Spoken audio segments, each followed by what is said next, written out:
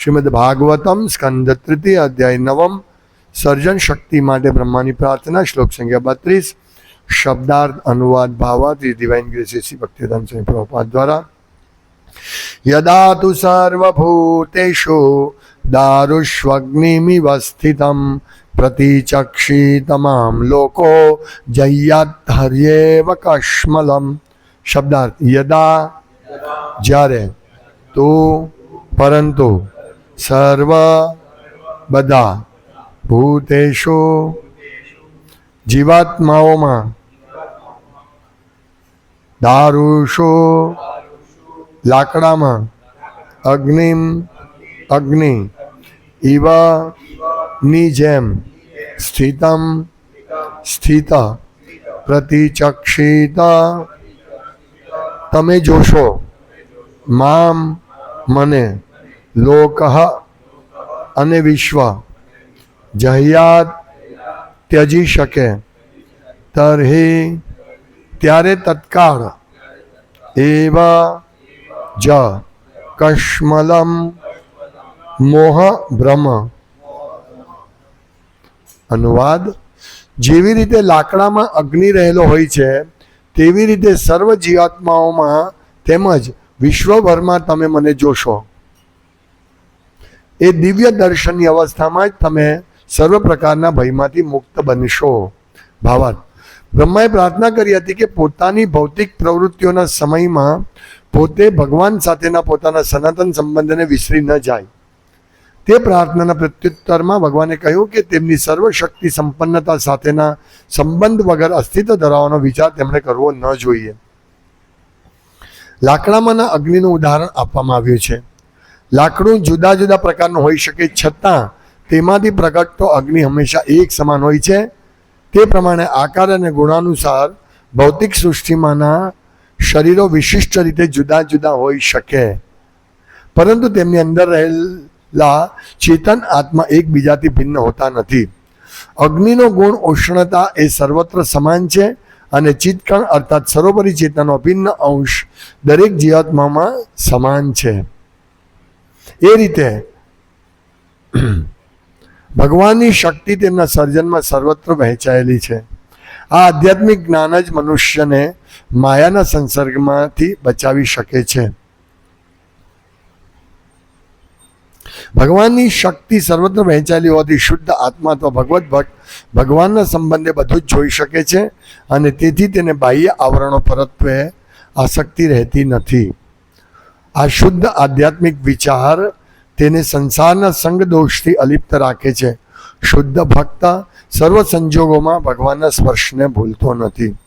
ઓમ જ્ઞાનતિમિરાંધસ્ય જ્ઞાનંજન શલાકયા ચક્ષુરુન્મિલિતમ યેન તસ્મૈ શ્રી ગુરુવે નમઃ. નામ શ્રેષ્ઠમ મનુમપી શચિપત્રમત્ર સ્વરૂપમ રૂપમ તસ્યાગ્રજામુરુપુરી માધુરીમ ગોષ્ઠવતીમ રાધા કુંડમ ગિરિવર મહોરાધિકા માધવ સંપ્રાપ્ત યસ્ય પ્રતિત કૃપયા શ્રી ગુરુમ તમ નતોસ્મિ.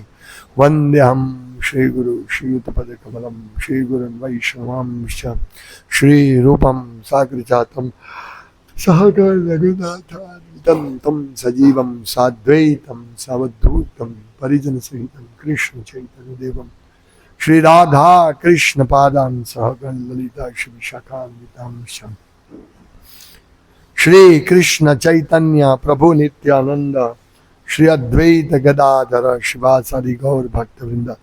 હરે કૃષ્ણ કૃષ્ણ કૃષ્ણ હરે હરે, હરે રામ રામ રામ હરે હરે. હરે કૃષ્ણ. આપણે ભૂલકણા જીવો છીએ. રોજ પ્રાર્થના કરીએ અય નંદ તનોજ કિંકરમ પતિતમ મામ વિસ્મે ભવાંબુધો. કિંકરમ પતિ, હું આ પતિત થઈને આ ભવાંબુધિમાં તમારાથી ભૂલીને હું આ જગતમાં પડ્યો છું. કૃપયા તવ પાદ પંકજ સ્થિત ધૂલી સદ્રશમ વિચિંતયા. તમારા ચરણકમળની રથ સમાન બનાવો. તો અહીંયા બહુ મોટી શિક્ષા છે કે આપણે સતત આવી પ્રાર્થના કરી છે, ભગવાન હું તમને ભૂલી ગયો, આ જગતમાં પતિત પામીને આવ્યો છું, આપણી સ્થિતિ શું છે? પતિતમ પતિતમ કિંકરમ. હું તો આપનો દાસ છું, પણ પતન પામ્યો છું આ જગતમાં. આ આપણી સ્થિતિ છે. હવે એમાંથી આપણે નીકળવાનું છે. એટલે એ જ પ્રાર્થના બ્રહ્માજી આગળના શ્લોકોમાં કરી ગયા કે ભગવાન, હું મને ઘમંડ નહીં આવે, હું તમારું વિસ્મરણ નહીં કરું, બસ મને આટલી તમે કૃપા કરો મારી ઉપર. તે પ્રાર્થનાને જવાબમાં ભગવાન કહે છે બહુ સરસ કે જય્યાતર્યવ કશ્મલમ. જય્યાતિ મતલબ તમે ત્યજી શકો છો. શું? શું ત્યજી શકો છો? કશ્મલમ, મોહ ભ્રમ. અત્યારે આપણે મોહમાં છીએ, ભ્રમમાં છીએ, સ્વપ્નમાં છીએ. કે હું ફલાણા ફલાણા વ્યક્તિ છું, આ જગતમાં અહમ મમેથી આ મારું છે, જે દેખાય તે મારું છે. આપણે એટલા બધા ઘમંડી બની ગયા છીએ. છે શું આપણી પાસે? જેમ જય કેશવરાવ કહેતા હતા કે એમના સાહેબનું હાર્ટ એટેકથી મૃત્યુ થઈ ગયું. કેટલું બધો પૈસો હતો એમની પાસે, એમ કહેતા હતા. એમના છોકરા દીકરી બધા કેનેડામાં છે, અને છતાં એની યોજના શું છે કે છઠ્ઠું કે સાતમું જે પણ હવે પગાર પંચ આવે, પગારનું પેલું શું કહે ને, પગાર પંચ, એમાં મારો પગાર વધશે એટલે વોલેન્ટિયર રિટાયરમેન્ટ લઈ લઈશ. અરે આટલા બધા પૈસા ક્યાં વાપરવાનું હતું? પણ આપણે વિસરી ગયા જ ભગવાનને કે આ સંપત્તિ મારી નથી. આ સંપત્તિ, આ તો હું કૂતરા જેવો બની ગયો છું. આ ગલી મારી, પેલી ગલી મારી. નહીં નહીં નહીં, ખરેખર આપણે એટલા બધા ફોલ ડાઉન થયા છે કે આપણે કે આ મારી વસ્તુ છે, આમમાંથી નીકળવાનું છે. એટલે આપણે ભગવાનને ભૂલી ગયા છે. એટલા માટે આપણે આવું વિચારી રહ્યા છે. દરરોજ સવારે ઉઠીને બ્રહ્માજી પ્રાર્થના કરે છે, રોજ એમના બ્રહ્માજીના સમયમાં. કારણ કે બ્રહ્માજીનો દિવસ પૂરો થતા પ્રલય આવે છે. એને પ્રાકૃતિક પ્રલય, નૈમિતિક પ્રલય, કે જે દર બ્રહ્માજીની રાત્રે સ્વર્ગ સુધીના ગ્રહ ડૂબી જાય અને ફરી બ્રહ્માજી પ્રાર્થના. તો વિચાર, એક દિવસમાં બ્રહ્માજી કેટલું મોટું કામ કરે છે. સવારમાં સર્જન કરી નાખે, પછી આખો દિવસ, હજુ કેટલા દિવસ બાકી? હજુ તો આઠમો મનુ ચાલે, એનો 28મો દિવસ ચાલે છે. 28મો યુગ, 72 યુગ, મીન્સ 50% સમય એક દિવસનો બ્રહ્માજીનો પૂરો થયો. બપોર થઈ,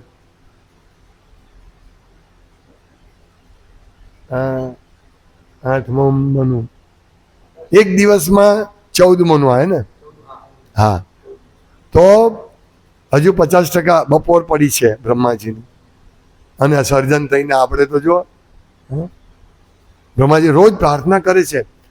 એટલે આપણે પ્રાર્થના કરવી જોઈએ, અને પ્રાર્થનાનો તરત ભગવાન ઉત્તર આપે છે કે ચિંતા નહીં કર, તત્કાળ તરહી એવા કશ્મલમ. તું આ કશ્મલમમાંથી મુક્ત છે. ક્યારે? યદા તું સર્વભૂતેષુ, જ્યારે તું બધા જ ભૂતો જીવોમાં શું જોશે? પ્રતિચક્ષિત મામ લોકો. તમે જોશો કે આ બધા જ લોકોમાં, બધા જ જીવોમાં હું છું. મામ, મને જોશો તમે. કઈ રીતે? દારુષ્વગ્નિ સ્થિતમ. જેમ લાકડામાં અગ્નિ સ્થિત છે, જુદા જુદા લાકડામાં જુદું જુદું રીતે પ્રગટે છે. જેમ એક નાનકડો લાકડાનો ટુકડો હોય, અથવા એક ફટાકડો હોય કે તન્નકતાળ હોય, તેનો અગ્નિ જુદો પ્રગટે. લાકડામાં જુદો અગ્નિ પ્રગટે, જુદા જુદા લાકડા જુદો જુદો અગ્નિ પ્રગટે. તેવી રીતે દરેકમાં હું છું. કેટલું સરસ ઉદાહરણ. અને આ કોણ? આપણે આપણી દ્રષ્ટિ આવી હોવી કરવાની છે. ભગવાન એમ કહે છે. તો આ ભ્રમ ને મોંમાંથી મુક્ત થશે. અત્યારે આપણે બધા બ્રહ્મા છે, બહુ મોટા મોટા બ્રહ્મા. હું મારા ઘરનો માલિક છું, બંગલાનો માલિક છું, આટલા ધનનો માલિક છું, બેંક બેલેન્સ. કરોડપતિ લોકો આગળ કહે છે ને, સબમરીનમાં તળિયે જોવા ગયા હતા, કે ચાલો તળિયા, કરોડપતિ લોકો, એમાં 5 જણ હતા, એમાં એક બાપ દીકરા હતા, અબ્બાજોપતિ. ચાલો મજા નથી આવતી, કંઈક અંદર દરિયામાં અંદર જોઈએ. હા, ટાઇટાનિક નો ભંગાર જોવા ગયેલા.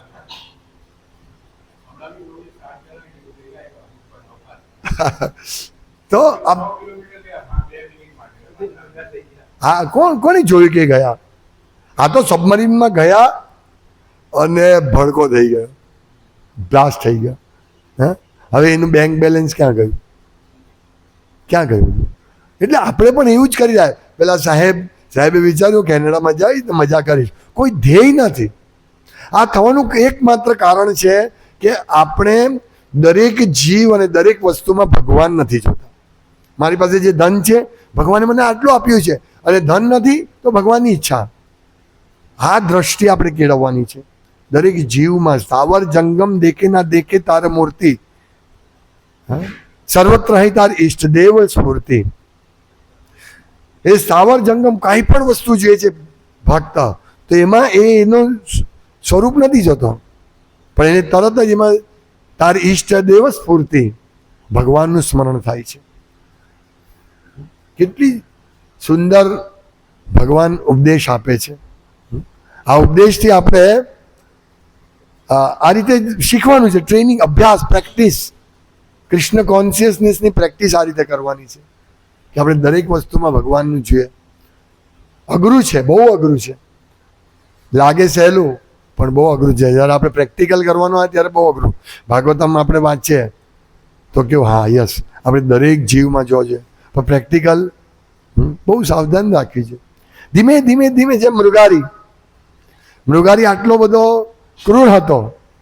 મૃગારી ચૈતન્ય ચરિતામૃતમાં કથા આવે છે કે અધકચરા મારતો હતો પશુઓને, કારણ કે એને શું ખબર હતી. ગઈકાલે જ શિલ પ્રભુપાદને એક વાર્તાલાપ વાંચતો હતો. એમાં પ્રભુપાદ કહે છે પાદરીઓને, એક પાદરીને, કે આ માંસાહાર કરે, ગાય દૂધ આપે છે અને તમે એને મારી નાખો છો પછી દૂધ નથી આપતી ત્યારે. તો કે પશુઓમાં આત્મા નથી હોતો. પ્રભુપાદ કે કેવી રીતે તમે કહી શકો પશુઓમાં આત્મા નથી હોતો? મીન્સ તમે જુઓ કે મોટા મોટા લોકો સમજતા નથી કે આપણે આ દરેક જીવમાં આત્મા છે અને આત્મા ભગવાનનો અંશ છે. હવે આત્મા જાણનારા લોકો એમ કે આત્મા શું પરમાત્મા, આત્મા જ પરમાત્મા છે. એટલે કેટલું અજ્ઞાન પ્રસરેલું છે. તો આત્મા, પરમાત્મા, શરીર, ક્ષેત્રજ્ઞ, એટલે ભગવાન ભગવદ ગીતા સ્પષ્ટતા કરે છે. ક્ષેત્ર શું છે, ક્ષેત્રજ્ઞ શું છે, હા, અને જ્ઞાન શું છે, જ્ઞેય શું છે. એટલે શરીર શું છે?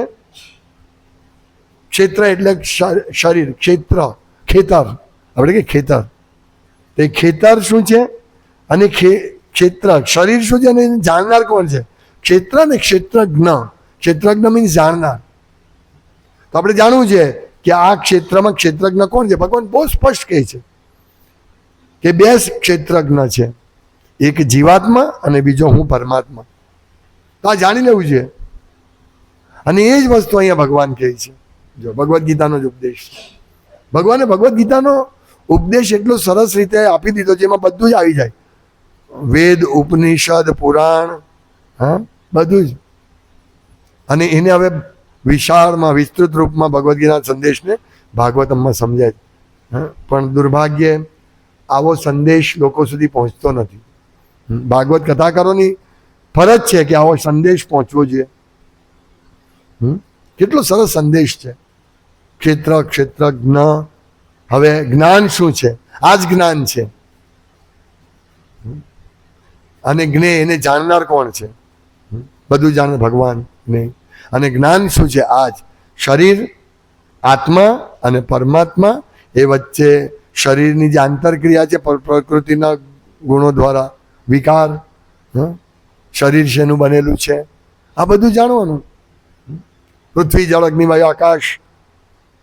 તો જ્યારે આપણે નથી જાણતા આત્મા વિશે, હા, એને કારણે માંસાહાર કરે છે લોકો કે ભાઈ પશુઓમાં આત્મા નથી. કેવી રીતે તમે કહી શકો પશુઓમાં આત્મા નથી?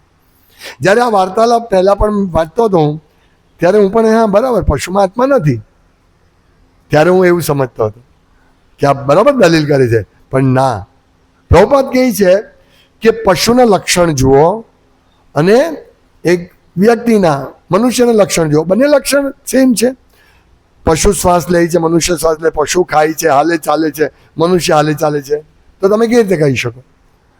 અને જેવો મનુષ્ય મૃત્યુ પામે એટલે ખલાસ, એનો આત્મા ચાલી જાય એટલે સ્થિર થઈ જાય, એટલે પશુ મૃત્યુ પામે એટલે પતી જાય. કેવી રીતે તમે કહી શકો એમાં આત્મા નથી? પણ આ બધું ક્યાંથી માહિતી મળે? મૂળ લોકો કે ના અમે નથી માનતા, અમે જોઈએ છે કે માણસ હાલે છે, પણ તમે આત્મા જોયો છે? અમે નથી માનતા. પ્રભુપાદ કહે છે કે ઓકે તમે નહીં માનો, પણ એનો મતલબ એવો નથી કે આત્મા નથી હોતો. તમે કેવી રીતે નહીં માની શકો? તમારી પાસે સ્ત્રોત નથી એ સમજવાનો. અમારી પાસે સ્ત્રોત છે, ભગવાનનો સંદેશ. ભગવાન પોતે કહે છે અમારી પાસે સ્ત્રોત છે, અને ભગવાન કહે છે કે આ રીતે પંચભૂતોનું શરીર બનેલું છે, અને સૂક્ષ્મ શરીર મન બુદ્ધિ અહંકારનું બનેલું છે, અને એની ઉપર આત્મા છે. ઇન્દ્રિયોની ઉપર મન, મનની ઉપર બુદ્ધિ, અને બુદ્ધિની ઉપર આત્મા છે. બધું સ્પષ્ટ ભગવાન ભગવદ્ ગીતામાં કહે છે. તો એ સ્વીકારવું જોઈએ આપણે. હા, તમારી પાસે કોઈ બીજો સ્ત્રોત છે, તમે આત્માને જોયો નથી એટલે તમે એમ નહીં કહી શકો કે આત્મા નથી. જેમ બધા જાણે છે આપણામાં મન છે, બુદ્ધિ છે. હા, તમારામાં મન બુદ્ધિ છે, તમે જોયા નથી પણ તમે સ્વીકારો છો, યસ મન છે મારું, મારું મન કહે છે, મારામાં બુદ્ધિ છે. તે મન બુદ્ધિ તમે સ્વીકારો છો, આત્માને કેમ નથી સ્વીકારતા? બહુ સ્પષ્ટ દલીલ છે. અને એ જ વસ્તુ અહીંયા ભગવાન કહે છે કે આ બધી વસ્તુનો માલિક હું છું. સર્વભૂતેષુ દારુષ્વગ્નિમિવ સ્થિતમ. જેમ અગ્નિ રહેલો છે, પણ અગ્નિને કેવી રીતે પ્રગટ કરી શકાય? લાકડામાં કોને અગ્નિ દેખાશે? હા, આપણે જોઈ શકીએ આખું લાકડું તમે ફાડી નાખો, એનું પૃથક્કરણ કરો, એનો વેર ખોલી નાખો, હા, તમને નહીં મળશે. એવી જ રીતે આખું શરીર તમે ડિસેક્શન કરી દો, એક એક કોષ લઈ લો, તમને આત્મા મળે છે? નથી મળતો, એટલે આત્મા નથી. પણ અહીંયા સ્પષ્ટ ભગવાન કહે છે કે લાકડાનો વેર એકદમ ટુકડા કરી નાખો, એક એક ઝીણા ઝીણા ટુકડા, હા, તો તમને અગ્નિ નહીં મળશે. પણ એને પ્રગટાવવાની વસ્તુ છે કે અગ્નિ છે.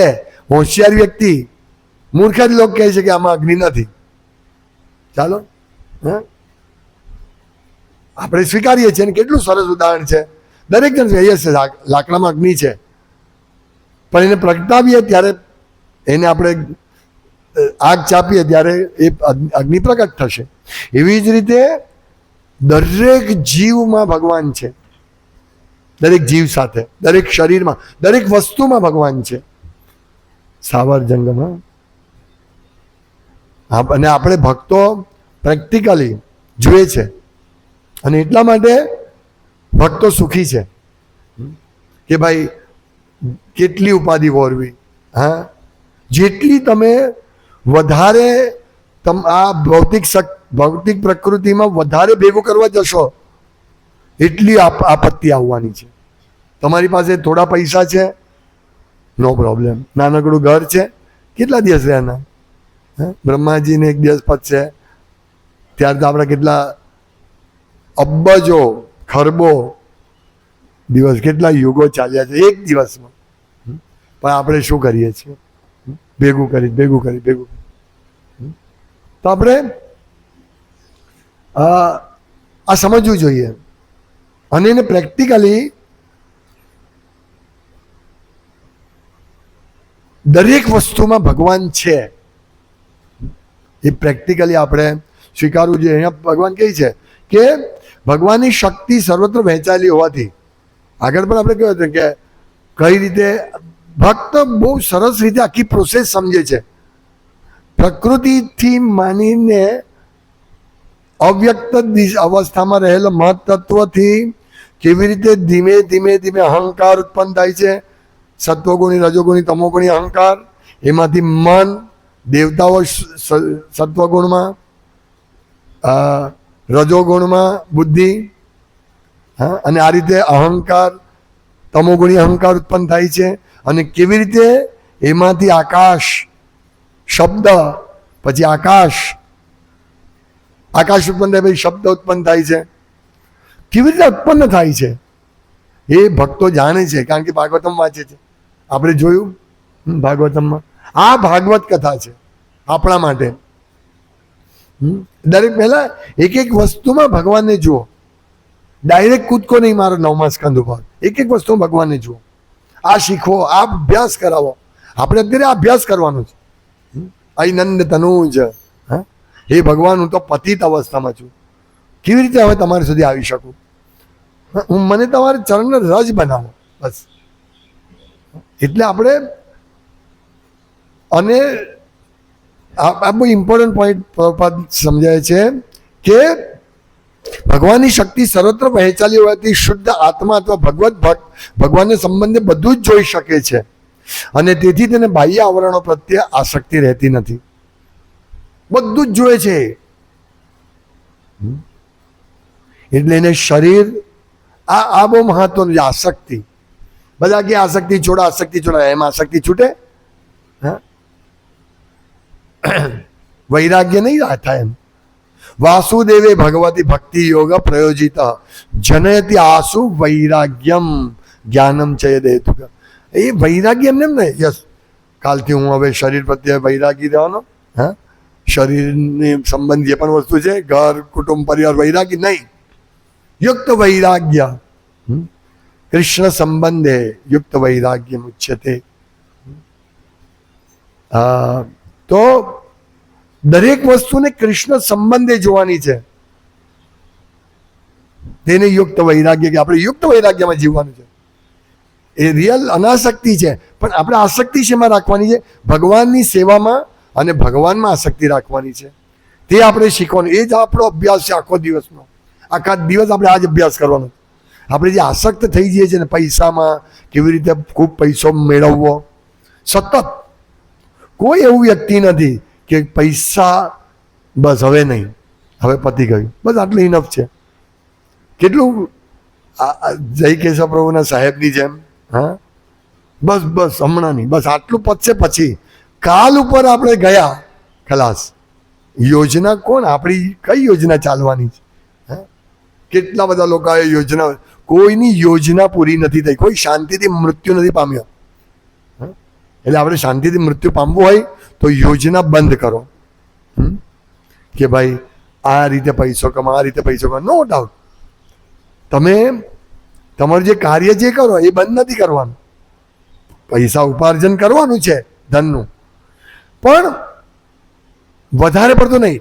જે ભાઈ આપણે વિચારીએ કે અહીંયા ધન છે, ખોદો આખું નીચે સુધી ખોદી જઈશું તો પણ ધન નહીં મળશે, તો એવી મહેનત નથી કરવાની. અત્યાહાર નથી કરવાનો. એક જોબ છે, બીજી જોબ કરું, અથવા એક જોબમાં જ વધારે ઓવર ટાઈમ આ તે કરીને કરું, નહીં. જે કૃપાથી ભક્તિવિનોદ ઠાકોર મહારાજ હાઈકોર્ટના જજ હતા, અને એમના માટે સ્પેશિયલ અંગ્રેજોએ રેલ લાઈન નાખેલી જગન્નાથપુરી આવવા માટે. વિચાર તમે કે તો પણ ભક્તિવિનોદ ઠાકોર મહારાજ, એમનું શેડ્યુલ આપણે જોઈશું તો એમણે કેટલી બધી પુસ્તકો લખી છે, કેટલા બધા પ્રચાર કાર્યો કર્યા છે, કેટલા બધા પેલું શું ભક્તિ વૃક્ષ કર્યા છે. અને એમના 9 છોકરાઓ હતા. હા, ભજન શું, કેટલા ભજન લખ્યા છે. હા, અને આ એક એક કેસ સોલ્વ કરતા હતા. વિચાર, અંગ્રેજના પ્રિય હતા અંગ્રેજોને. તો એટલે ગૃહસ્થ જો ઠીક છે, આપણું ડ્યુટી કરી પછી પતી ગઈ વાત. પછી બહુ મોટા પ્લાનિંગ કરો અને જીવનભર 50 વર્ષે તો વ્યક્તિએ પ્લાનિંગ શરૂ જ કરી દેવાનું. 45 વર્ષથી શરૂ કરવાનું કે હવે રિટાયર, બસ હવે નહીં, હવે બહુ જે ભગવાનની કૃપાથી જે આવે છે તે સહન કરો. ને ક્યારે આપણે 51 વર્ષથી 60 વર્ષે કે 70 વર્ષે ક્યારે આપણે પતી જઈશું ખબર નહીં પડશે, આપણી યોજનાઓ બંધ કરી દેવાની. તો બાહ્ય આવરણો પ્રત્યે આસક્તિ રહેતી નથી. આપણે શા માટે 50 વર્ષ પછી તો પેલો તૈયાર થાય કે હવે મારું સેટલમેન્ટ શરૂ કરું. ખરેખર લોકોને ખબર જ નથી, કારણ કે બિચારો 25-30 વર્ષે શરૂ કરે કામકાજ, ભણવામાંથી નોકરી શોધતા એક નોકરી કરે, એ છોડે બીજી કરે. મારી પોતાની જ આ કથા છે. હું એન્જિનિયર બન્યા પછી બહુ ફાવા મારી, નહીં મળી, પછી એડહોક લેક્ચરર બન્યો, અને એમ કરતા આમ તેમ ફાફા મારતા હજુ સેટ નથી થયા. આપણે ક્યાં સેટ થયા? આપણને એમ લાગે બસ હમણાં સેટ થઈ જશે, બસ પ્રભુ આટલું જ કરું, સેટ થઈ જશે.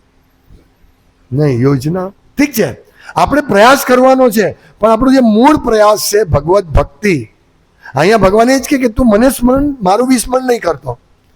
એટલે આપણે કોઈ પણ વ્યક્તિ હોય, એન્જિનિયર, ડૉક્ટર હોય, પ્રોફેસર હોઈએ, કે ગમે તે વકીલ, તે જે પણ હોઈએ, તે કે સામાન્ય ક્લર્ક હોઈએ, આપણે એ વિચાર કે હું આ જે પણ કરી રહ્યો છે ભગવાનની કૃપાથી, ભગવાને મારા નસીબમાં જેટલું છે એટલું. બાકી મને ખ્યાલ છે કે મોટા લોકો, મારા બધા મિત્રો કહે કે જીવનમાં સંતોષ આવ્યો એટલે આપણી પ્રગતિ રોકાઈ જાય. આ વસ્તુ ખોટી છે. હમણાં સંતોષ નહીં આવશે તો જે બોમ્બ ફાટશે ને જીવનમાં ખબર નહીં પડશે. આપણે જોઈએ છે કે મોટા લોકો ફસાઈ જાય છે. એક વચ્ચે એવી વાત થઈ હતી, સાંભળી હતી કે એક ફટાકડાનો વેપારી હતો અને કમાતો હતો બરાબર. પછી એને લોભ લાગ્યો તો એણે દારૂ ગોળો મંગાવ્યો અને મધ્યપ્રદેશથી મજૂરોને મંગાવીને ફટાકડા બનાવવા માંડ્યો. અને જે ધડાકો થયો, 19 મજૂરો મરી ગયા. તમે વિચારો, આ કેમ? લોભ, યોજના. અરે ભાઈ, તારા ફટાકડાથી ફટાકડા લોકો ફોડાવે છે, ચાલી તને મળી રહી ને, ટ્રેડિંગ કરીને જ પતાવ નહીં. લોભ લાગ્યો કે હું વધારે પૈસો બનું, એટલે આ યોજના નહીં બનાવો. મને જે મળે છે શાંતિથી કરું. કારણ કે અત્યારની તો એવી સ્થિતિ છે કે મોબાઈલ મોટો જોઈએ, આપણને લાખ રૂપિયાનો મોબાઈલ જોઈએ, એટલે આપણે યોજના બનાવવી પડે. શું જરૂર છે? કોઈ બી વસ્તુની. 5-5, 6-6 બેડવાળા રૂમ, રહેતા 3 જણ. જાહેરાત હમણાં હતી કે ભવ્ય આધુનિક ફ્લેટ, આના જેવું તમને ક્યાંય નહીં મળશે, 6 બેડરૂમ. મેં કીધું આ 6 બેડરૂમ એટલે શું કહેવાય? જ્યારે હું 2 બેડરૂમ હોલ કિચનમાં, 1 બેડરૂમ હોલ કિચનમાં રહેતો હતો, તો અમારી નીચે જે લોકો બંગલામાં રહેવા ગયા, તો એ લોકો થોડા દિવસ પછી કહે, અરે જવા દો નહીં, આટલા બધા રૂમો છે, 4-5 રૂમો છે, સફાઈ કરે આખો દિવસ એમાં નીકળી જાય. એ વાત હકીકત છે. મોટો બંગલો મીન્સ વ્યક્તિ એમાંથી નીકળે જ નહીં બહાર. સફાઈ કરવી પડે ને ભાઈ, રોજ ધૂળ ઉડે, રોજ સફાઈ કરો ને, આપણા કામ તો કરવાના જ છે. એટલે જેટલું મોટું આપણે વિશાળ કરીશું ને એટલું તકલીફ છે. એ આસક્તિ કહેવાય. એટલે આપણે બધા આમાંથી નીકળતા નથી. મોટું ઘર. અરે ભાઈ, આ અત્યારનો યુગ છે. તમને 1-2 બેડરૂમ હોય, નાના ચાલે, ચલાવો. મોટા ઘર બનાવવાની શું જરૂર છે? એક ઘર બને, બીજો માળ, ત્રીજો માળ, બસ આટલું બની જાય પછી મારે શાંતિ. પણ શાંતિ થાય? ચાલો વિચારો, તમારે એક નાનકડા ઘરમાં રહેતા હતા, એનું મેન્ટેનન્સ નાનકડું મેન્ટેનન્સ હોય, અને પછી તમે મોટા ઘરમાં આવો છો, એનું મેન્ટેનન્સ હોય. હું 200-250 રૂપિયા આપવો તો કામ કરવા માટે, વાસણ સફાઈ કરવાની અને ઝાડુ પોતા, એ 200-250 રૂપિયા પતી જતું 500 રૂપિયામાં. અત્યારે 7-8 હજાર રૂપિયા ખાલી કામવાળાને આપવા પડે છે. ચાલ વિચારો, કેટલું ઉપાધિ આને કહેવાય. એટલે વધારે કમાવાના. હવે તો એવું નથી કે આ લીધું એટલે હવે નાનું તો લેવાય જ નહીં. સ્ટેટસ આ છે. એટલે પ્રભુપાદ કહે છે કે જે ભગવત ભક્ત ભગવાનના સંબંધે બધું જ જોઈ શકે છે, અને તેથી તેને બાહ્ય આવરણ પ્રત્યે આસક્તિ રહેતી નથી. જેટલી જરૂરિયાત છે, તમારે થોડું મોટું ઘર જોઈએ તો લો, પણ લિમિટ જો. તમે એમ નહીં વિચાર ભવિષ્યમાં 7 પેઢી તમારા બાળકો રહેશે કે કેમ, એ બી એક વિચારવાનું. આપણે મેરેથોનમાં જઈએ છે, મોટું ઘર અને એક બાપ રહેતો હોય, દીકરો લંડન છે. હા હા, તાળા મારીને અમેરિકા જાય ને અહીંયા સાફ સફાઈની મગજમારી. એટલે લોકોને ખરેખર યોજના યોજના યોજના. એટલે ભક્તે પણ આવું નહીં વિચારવું છે. તમારું કેનેડામાં ઘર છે એવી મેં જાહેરાત વાંચી હતી. કેનેડામાં, અરે કેનેડામાં ઘર છે શું, લો એમ. એટલે શુદ્ધ, એટલે આમાં શું છે કે આ બધી વસ્તુમાં આપણે વધારે, એક કાર 8 લાખની કાર લો, હા, એનું પછી ઇન્સ્યોરન્સ ભરો ને પેટ્રોલ ભરો ને આ ભરો ને તે ભરો, બધું એક એક વસ્તુ. એમાં શું થાય કે આપણે કમા ભગવાનને ભૂલી જઈએ. એટલે જેટલું છે ને ભાઈ એટલું શાંતિથી એને સેટલ કરીને રહો ને. નાનકડું જે 5, 6, 10, 8 કલાક કરીને મૂકી દો સાઈડ પર.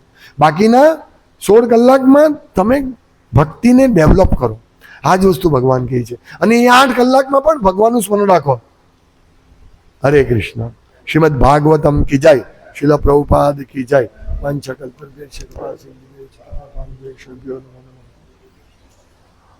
ઉંદર રેસ છે, ઉંદર રેટ રેસ. શા માટે કર્યું?